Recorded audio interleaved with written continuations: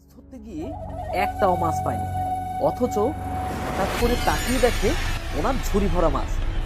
এরপরে উনি যখন পেছনে তাকায় তখন উনি ওনার জীবনের সবচেয়ে ভয়ঙ্কর দৃশ্যটি দেখতে পায়। আসসালামু আলাইকুম প্রিয় শ্রোতা বন্ধুরা, কেমন আছেন সবাই? আশা করি আল্লাহর রহমতে সবাই ভালোই আছেন। আমি আবারও আপনাদের সামনে হাজির হয়েছি চমৎকার কিছু ঘটনা নিয়ে।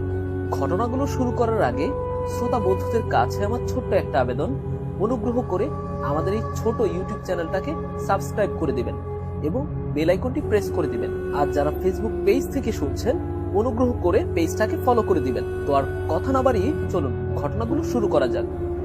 আজকের ঘটনাটি সংগ্রহ করা হয়েছে নাহিয়ান নামের এক ভাইয়ের কাছ থেকে।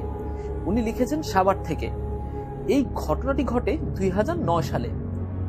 এই নাহিয়ান ভাই একবার তার ফ্যামিলির সাথে গ্রামের বাড়িতে যশোরে বেড়াতে যান। এই নাহিয়ান ভাইয়ের মাছ ধরার খুব শখ ছিল। ওনাদের বাড়ির পাশেই একটা বড় পুকুর ছিল। উনি শখ করেন রাতের বেলা ওই পুকুর থেকে মাছ ধরবেন।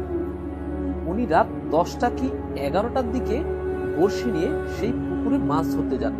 পুকুরে বড়শি ফেলে উনি একটা জায়গায় চুপ করে বসে রইলেন। অনেকক্ষণ হয়ে যাওয়ার পরেও উনি কোনো মাছ পেলেন না।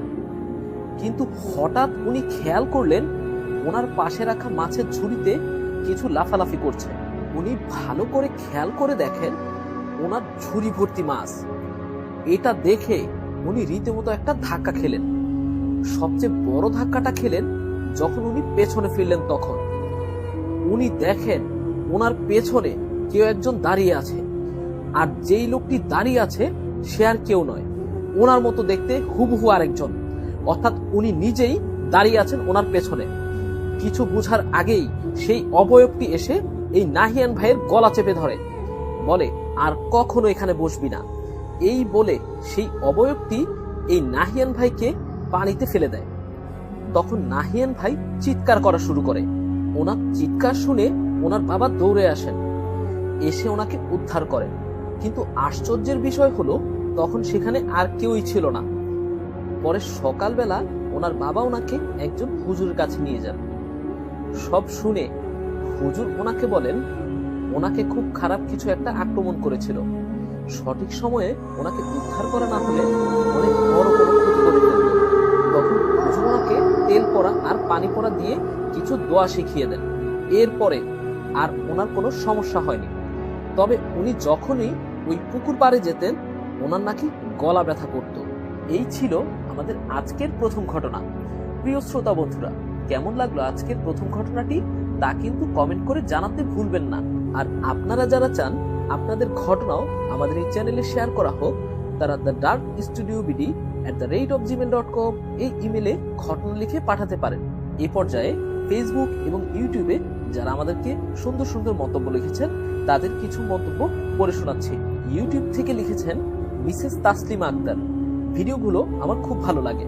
সোহাগ ইসলাম এসআর লিখেছেন ভয়ঙ্কর।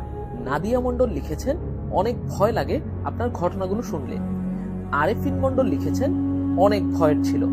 এবার ফেসবুক থেকে কিছু মন্তব্য পড়ে শোনাচ্ছি।